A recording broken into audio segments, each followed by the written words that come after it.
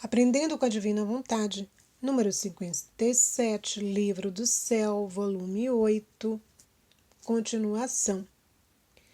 Pedindo a presença da Divina Vontade na nossa leitura, na nossa reflexão de hoje, todos os nossos sentidos estejam voltados para acolher, amar, agradecer, bendizer, louvar, reparar, consolar o coração de Jesus e de Maria. E como filhos e filhas da Divina Vontade, vamos acolher agora este ensinamento para a honra e glória do nome do Senhor e crescimento da nossa vida espiritual. Amém. Esse trecho aqui é tirado do dia 13 de março de 1908. O calor da união com Jesus dissipa da alma o frio das inclinações humanas. Estando no meu habitual estado, veio um demônio que fazia coisas estranhas. Assim que ele desapareceu, não pensei mais nele. Tentando esquecer suas estranhezas, cuidando apenas do meu único e supremo bem. Mas depois veio o meu pensamento. Como sou má, insípida, nada me causa impressão. E o bendito Jesus me disse: minha filha, há certas regiões nas quais as plantas não estão sujeitas aos frios, às geadas, às nevadas, e por isso não são despojadas de suas folhas, de suas flores e de seus frutos, e se têm épocas de repouso, é por breve tempo. Porque, quando se colhem os frutos, leva-se pouco tempo para fazer crescer outros frutos, porque o calor as fecunda admiravelmente e não estão sujeitas a longos períodos de inatividade. Como o estão as plantas nas regiões frias, porque as pobres plantas, pelas geadas e as nevadas, a que estão sujeitas por longos meses, são obrigadas a dar por breve tempo pouquíssimos frutos, quase cansando a paciência do agricultor que os deve recolher. Vamos parar aqui. Então, Luísa inicia dizendo que estava observando a atividade de um demônio. Ela estava vendo que ele estava praticando atos estranhos. Então aí já mostra a existência do mal, né? Então o mal, ele tem suas atividades. E o santo, ele não deve se voltar seu tempo para observar o inimigo, né? Mas sim o quê? Voltar sua atenção única e exclusivamente para o único e supremo bem. Infelizmente, às vezes, nós nos detemos demais, né? Querendo combater o inimigo, querendo saber a sua ação e isso e aquilo. Luísa nos mostra aqui que esse demônio agia de forma estranha e ela estava observando, mas depois ela disse, acho que ela cai em si, né? E diz, eu vou cuidar do meu único e supremo bem. Porque quando a alma está cheia de Deus, o inimigo não pode fazer nada, né? E aí ela se interroga. Como eu sou má, insípida. Nada me causa impressão. Ela pensando, nada lhe causa impressão. Hoje nós estamos num mundo onde tudo é muito estrondoso, muito apocalíptico, muito. E isso causa sempre impressão nas almas. As almas estão sempre sendo, vamos dizer assim, sacudidas. Levanta um dia, liga a TV, liga o computador, é uma notícia estrondosa. No outro dia já é outra. E se vai vivendo neste mundo de notícia a notícia. E aí ela diz, como eu sou má, não tenho pressa no gosto, nada me causa impressão. Aí Jesus vem explicar. Minha filha, há certas regiões nas quais as plantas não estão sujeitas aos frios, às geadas, às nevadas. Olha, e aí esses acontecimentos, né, frio, geada, nevada, para a planta vai causar danos, né?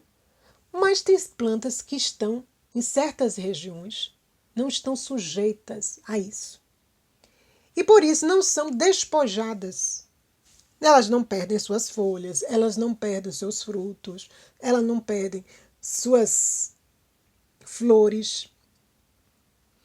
E Jesus disse, e tem se tem um tempo de repouso nesta planta, é um tempo breve, que não vai causar danos. E essa planta, ela sempre estará dando frutos, mesmo que pare algum tempo, é muito breve esse tempo que para.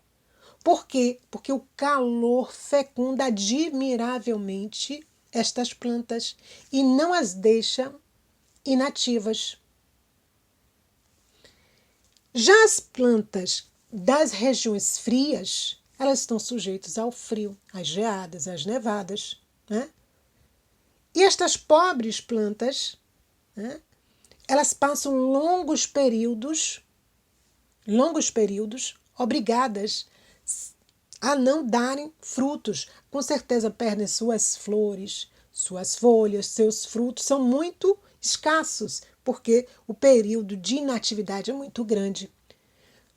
E isso faz com que o quê? Faz com que o agricultor que cuida dessas plantas, destas regiões frias, quase se canse de cultivá-las. Por quê? Porque elas dão muita fadiga, muito trabalho. Nós somos assim.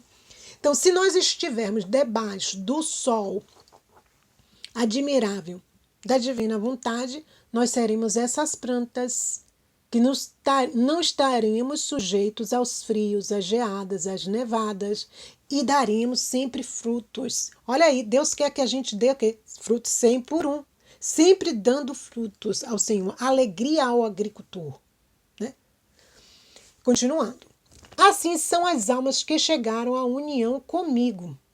O calor de minha união dissipa delas o frio das inclinações humanas, que, como frio pelas plantas, as torna estéreis, despojadas de folhas e de frutos divinos. Então, este calor faz com que a união com Deus não sofra danos. Porque essas plantas, essa alma não estará exposta por muito tempo ao frio. Que frio é esse? Ao frio das inclinações humanas. Nossas inclinações, nós somos tentados, né?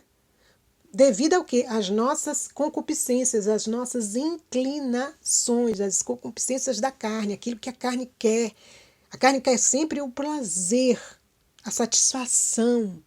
Quando isso não ocorre, a carne não fica contente. Né? Ela começa a se rebelar. Continuando. As geadas das paixões, as nevadas das perturbações impedem na alma os frutos da graça. A graça vem. Mas se a alma estiver envolvida nas geadas das paixões, nas nevadas das perturbações, no frio das inclinações humanas, a graça vai vir,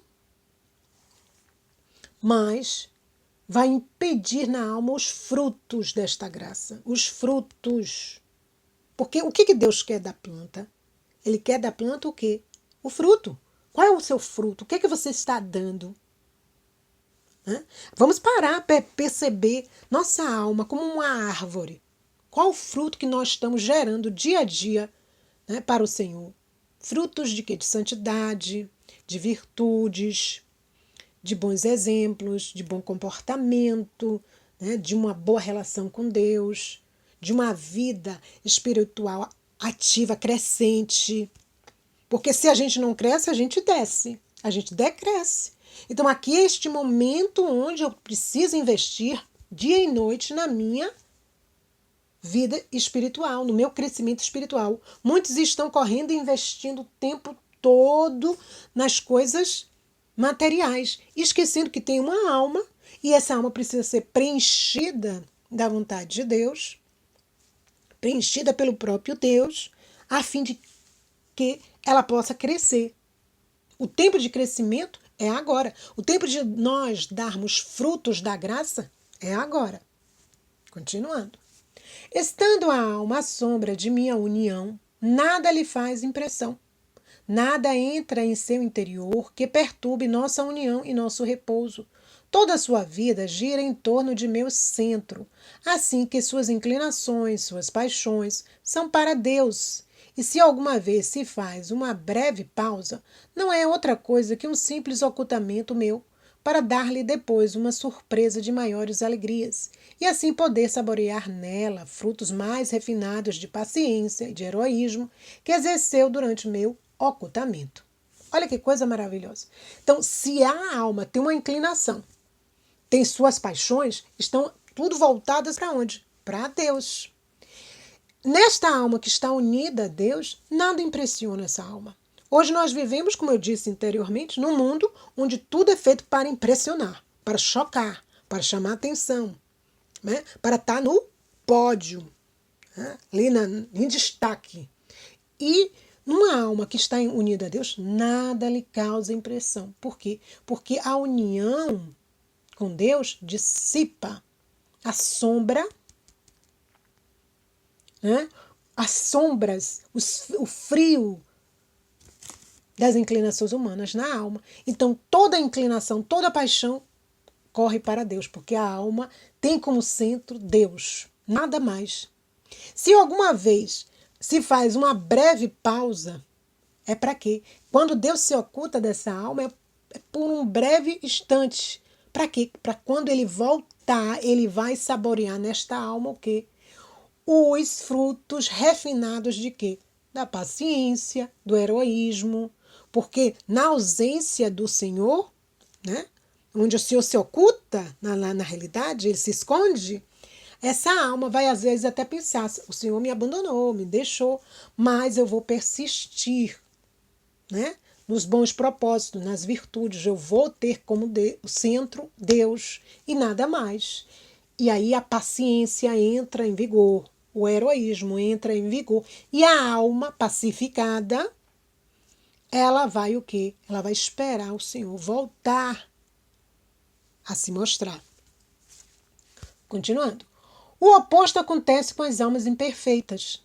Parecem as plantas nascidas nas regiões frias. Estão sujeitos a todas as impressões.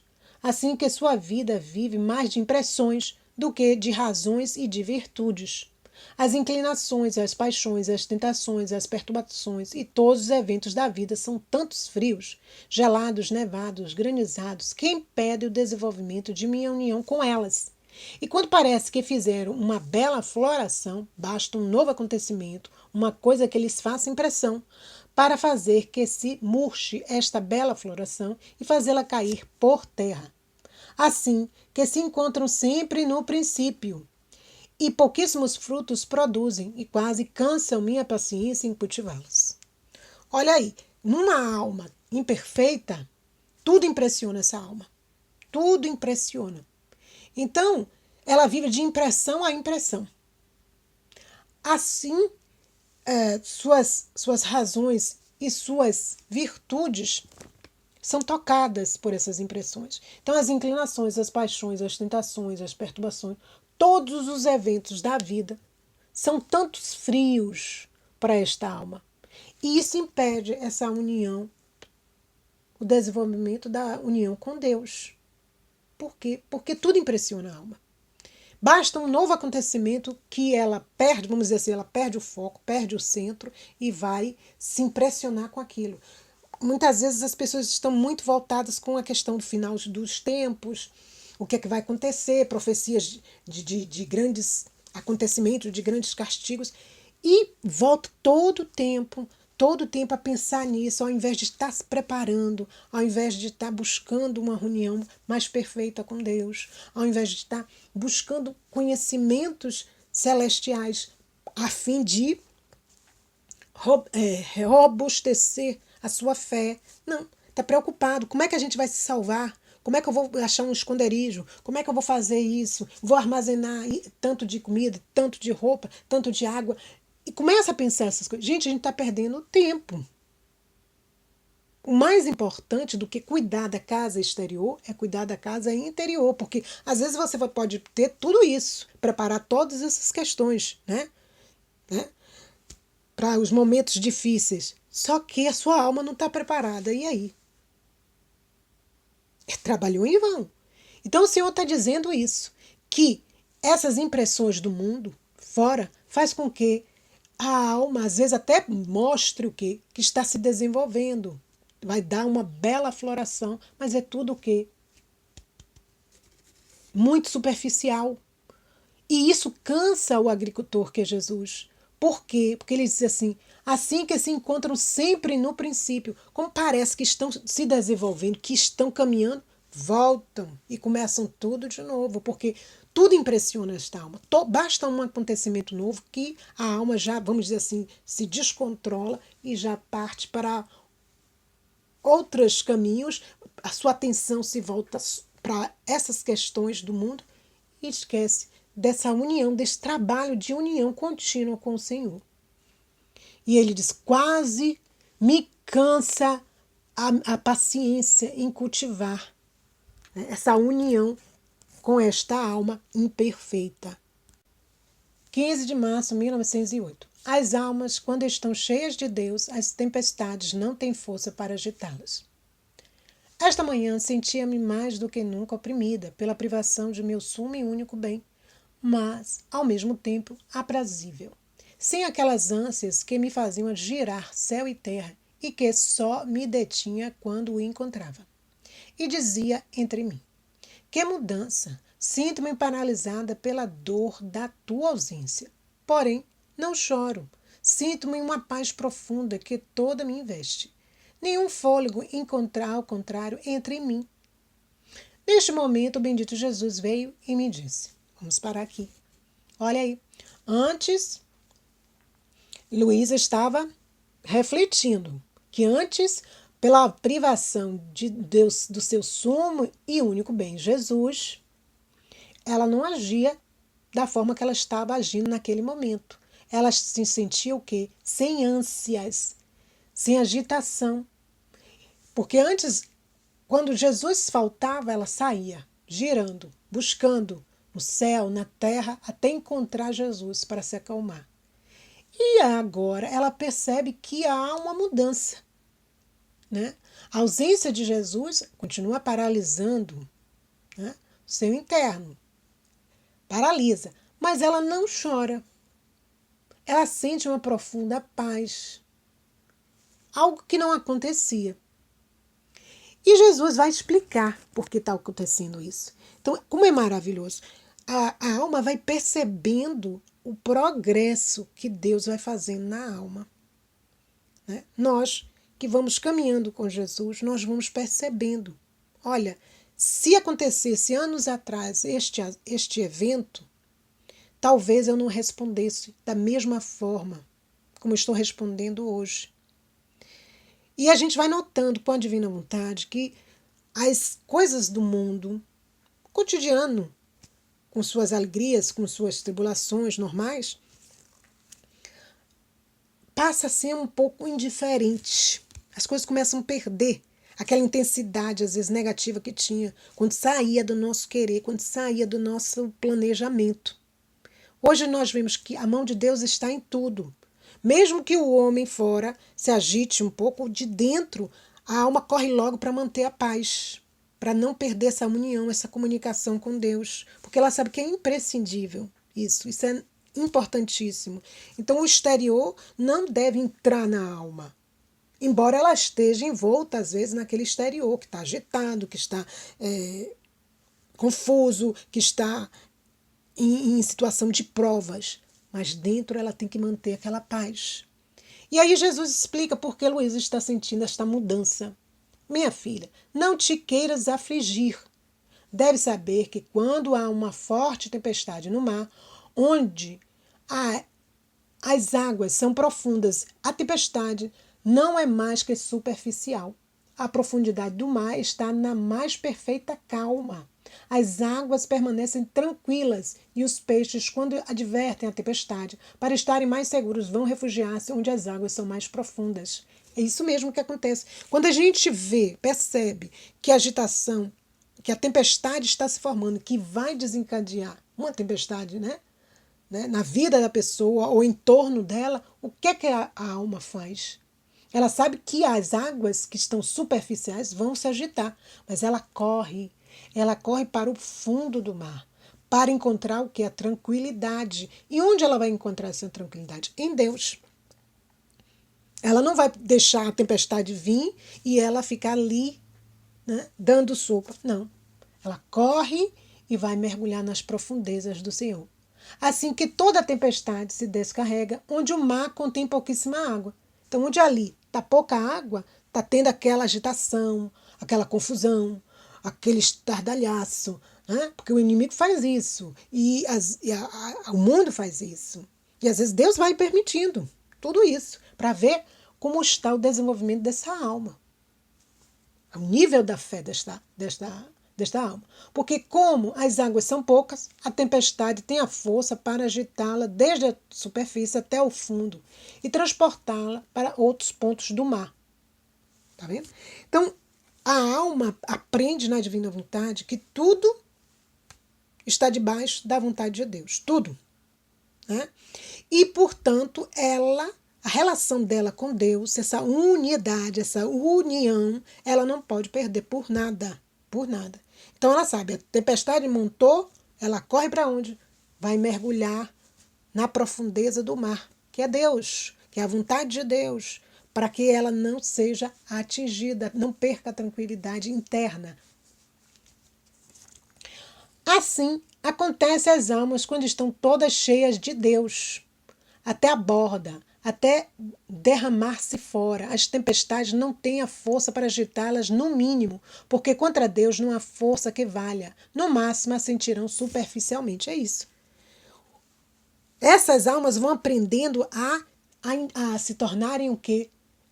Como Luísa estava percebendo, uma certa o quê? Indiferença, tudo isso. Ela se sentiu o quê? Indiferente. Ela não chorava mais pela ausência de Deus, né, de Jesus. Ela estava dizendo, alguma coisa está ficando diferente. Né? E a gente vai percebendo. Se antes se descabelava com determinadas coisas, às vezes até por poucas coisas, hoje a pessoa já tem mais aquele equilíbrio de o quê? De não se deixar agitar. Porque contra Deus não há força que valha. Se a alma está cheia de Deus, ela não vai se deixar arrastar por tempestade alguma.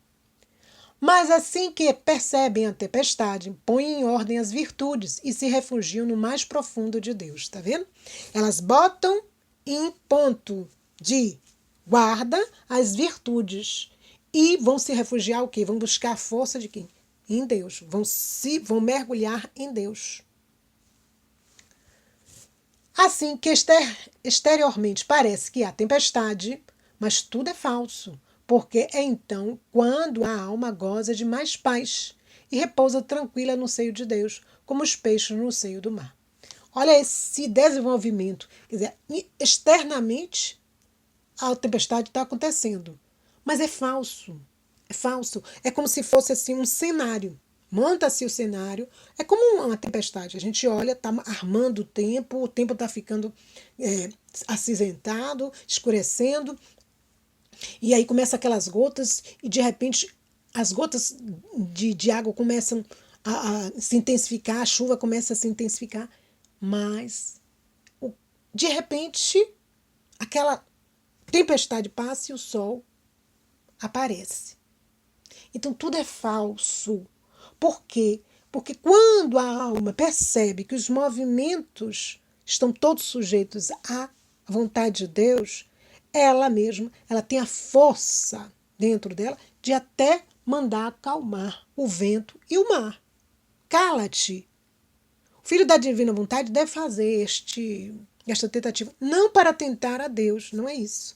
Mas quantas vezes a gente está vendo que vai ter uma tempestade, vai ter o tempo mudou drasticamente, vai ter muita chuva.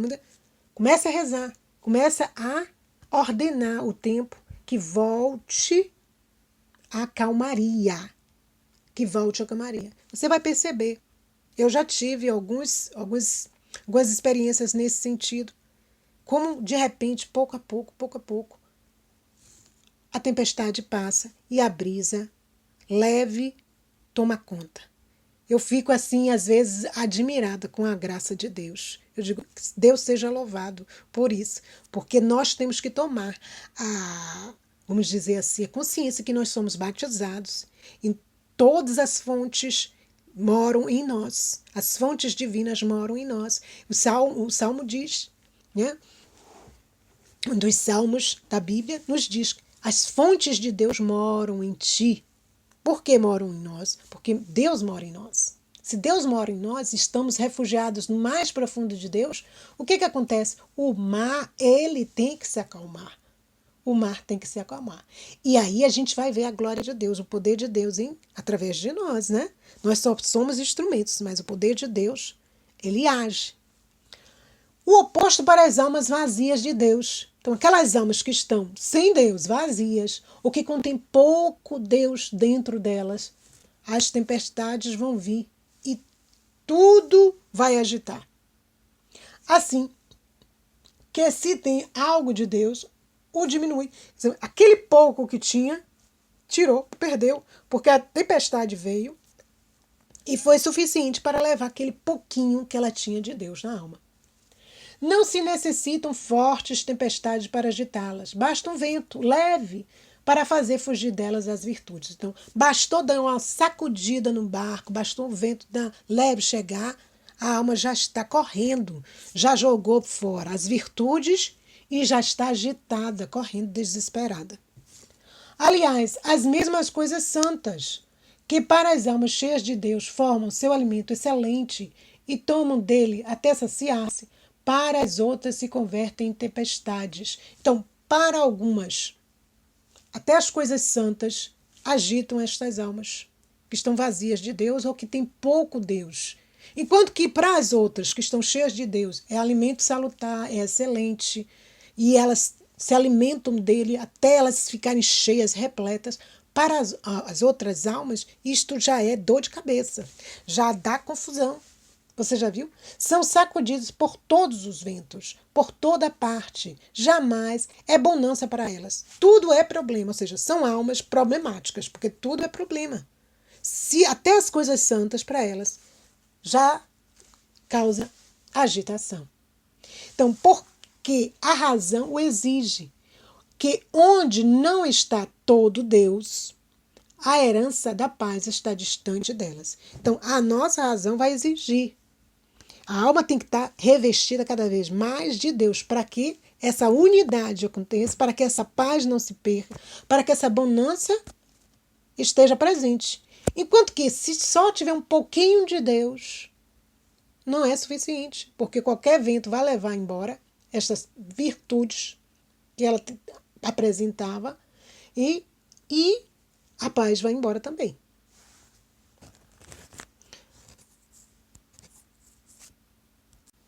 22 de março de 1908. O estado de Luísa é estado de oração contínua, de sacrifício de união com Deus.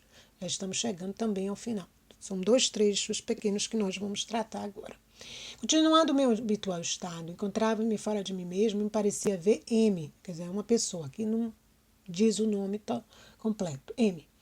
E a outros sacerdotes. E tendo saído um jovem de beleza divina, aproximando-se de mim, me fornecia um alimento. Eu lhe perroguei que desse alimento que me dava a mim também, a M e aos outros. Então, aproximando-se de M, lhe davam uma boa parte, dizendo. Então, aqui ela estava, né, perto, junto de sacerdotes, e tinha um que ela denomina como M, e ela pede, já que ela recebia esse alimento, e que desse também esse alimento a M e aos outros sacerdotes. Eu te compartilho de meu alimento.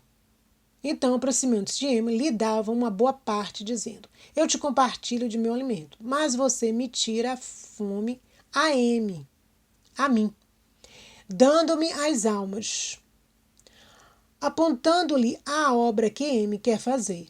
E, ao mesmo tempo, o incitava fortemente em meu interior, dando-lhe impulsos e inspirações. Depois, tornou os outros partícipes do alimento. Então ela estava alimentando essas pessoas. Neste momento saiu uma mulher venerável, e aqueles que tinham recebido o alimento do jovem puseram-se ao redor dela e perguntaram-lhe qual era meu estado. E a mulher respondeu. E aí a gente vê aqui, né, a necessidade, vamos dizer assim, de um sustentar o outro. A gente se alimenta de quem? De Deus. Então esse alimento só deve ser para nós? Não. Nós temos essa preocupação em alimentar as outras almas. Por quê? Porque nós sabemos, se nós não nos alimentarmos do alimento salutar, divino, que é Deus, esta alma vai ter fome e sede, vai perecer, não é isso? Então temos essa necessidade de buscar esse alimento. Por isso que nós precisamos rezar. Na sua oração pessoal, você tem que incluir o sacerdote da sua paróquia, os sacerdotes do mundo inteiro, rezar por eles, para que eles sejam cada vez mais santos e possam alimentar devidamente as almas. Né? E aí, neste encontro, ela diz assim: saiu uma mulher venerável e aqueles que tinham recebido o alimento do jovem puseram-se ao redor dela. Então, na realidade, quem estava fornecendo este alimento a Luísa era o quê? Era um jovem de beleza divina, consequentemente, é Jesus, né? E esse alimento, ela rogava que também desse aos outros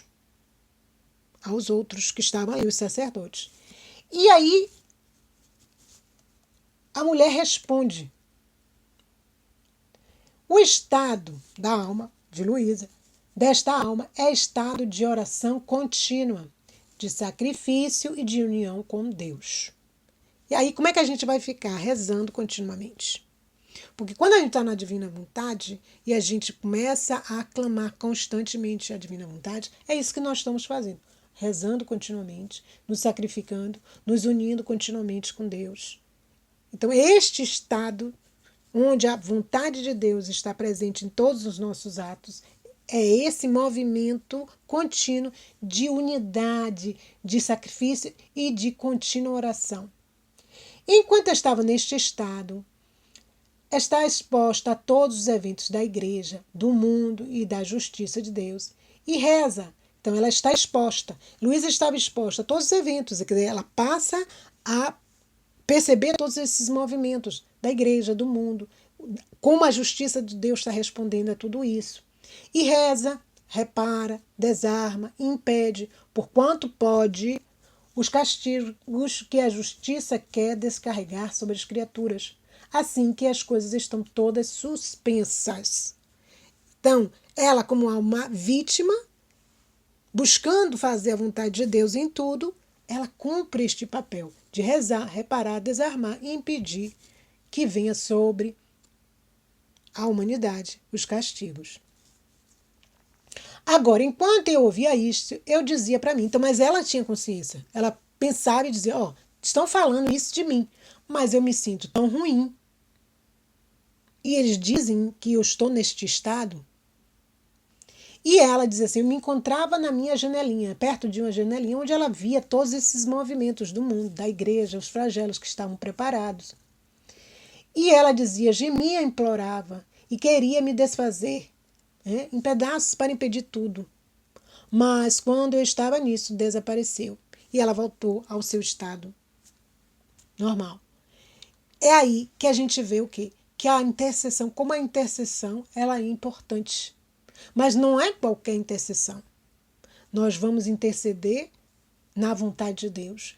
Intercedendo na vontade de Deus, nada vai nos causar o quê? Impressão. Tudo que Deus determinar e que passa a acontecer, tudo é vontade de Deus. A alma permanece unida, pacificada, tranquila, no mais profundo de Deus. 25 de março de 1908. As tentações vencem-se facilmente. Onde há paixão, o demônio tem mais força. Continuando o meu habitual estado, assim que Jesus veio, me disse: Filha, as tentações se vencem facilmente. Porque o demônio é a criatura mais vil que possa existir. E basta um ato contra, um desprezo, uma oração, para fazê-lo fugir. Porque estes atos o fazem ainda mais vil do que é. É a música do canto profético que a gente tem no canal. Quando o mal se olha no espelho, ele se aterroriza, né? Porque a vileza dele é tanta, que a própria vileza o aterroriza. Então é isso que acontece. Porque estes atos o fazem mais vil do que ele é. Ele vê a maldade dele e essa maldade o faz odiar ainda mais. Se odiar e odiar a maldade que ele faz. E ele, para não ter que suportar aquela confusão, assim que vê a alma resolvida, que não quer fazer caso à sua vileza, foge aterrorizado. Ou seja, não dá cartaz, não dá bola, não conversar com a tentação, não dialogar. Ou seja, viu que aquilo ali é uma tentação? Reza, vai embora, corre, né? Faz um ato contrário. Se o inimigo está dizendo, fale mal dela, fale mal dele, calunie. A pessoa faz o contrário. É uma pessoa boníssima, é uma pessoa, sabe, de muitas virtudes. A oportunidade que o inimigo criou para que a pessoa faça o ato mal, a pessoa pega, despreza o ato mal e bota no lugar o ato bom. Aí o que é que faz o inimigo? O inimigo fica tão apavorado, confuso, né? Porque ele cria um ambiente de vileza, mas a alma, percebendo já este movimento, faz o contrário, o despreza, reza, o inimigo foge. Agora Jesus diz, agora, se a alma não se pode libertar facilmente, quer dizer, vem a tentação e ela não consegue se libertar facilmente, significa que não é só tentação, aí já tem algo mais profundo, as raízes aí já são mais profundas. Senão paixão radicada na alma, já não é uma simples tentação, mas agora já é paixão que já se radicou como um vício, como algo que já pegou, já colou na alma. Que a tiraniza unida à tentação. Começa a tiranizar, é como um pensamento obsessivo, não é isso? Ele vem, é jogado. Daqui a pouco você rebate, reza, parece que acabou. Volta de novo. Então já significa que não foi uma simples tentação, mas já algo maior, uma paixão que já se radicou na alma, na memória, na imaginação, já está multiplicando com a vontade, né? Está ali querendo fazer guerra a estas três, vamos dizer assim, estas três potências da alma. E a alma aí percebe, olha, se está voltando aquilo com constância, é porque não é só uma tentação, já é uma paixão. Por isso, não pode libertar-se.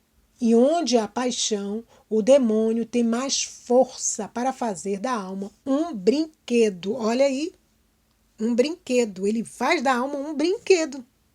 Que coisa terrível.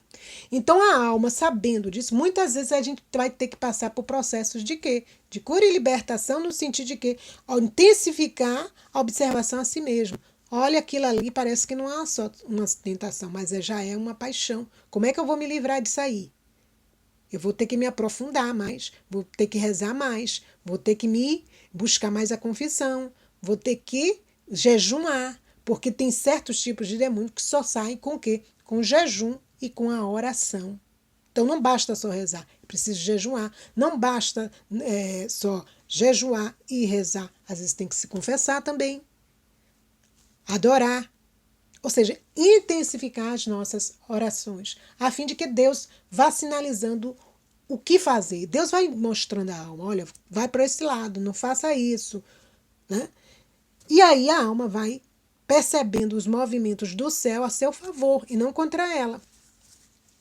Vamos ficando por aqui, vamos rezar um Pai Nosso e uma Ave Maria, agradecendo o dom da divina vontade por esses conhecimentos e pedindo os altares para a Luísa. Pai nosso que estais no céu, santificado seja o vosso nome, venha a nós o vosso reino, seja feita a vossa vontade, assim na terra como no céu. O pão nosso de cada dia nos dai hoje, perdoai as nossas ofensas, assim como nós perdoamos a quem nos tem ofendido. E não nos deixeis cair em tentação, mas livrai-nos, Senhor, do mal. Amém. Ave Maria, cheia de graça, o Senhor é convosco. Bendita sois vós entre as mulheres, bendito é o fruto do vosso ventre, Jesus. Santa Maria, Mãe de Deus, rogai por nós, pecadores, agora e na hora da nossa morte. Amém. A paz de Jesus e o amor infinito de Maria. Até a próxima formação.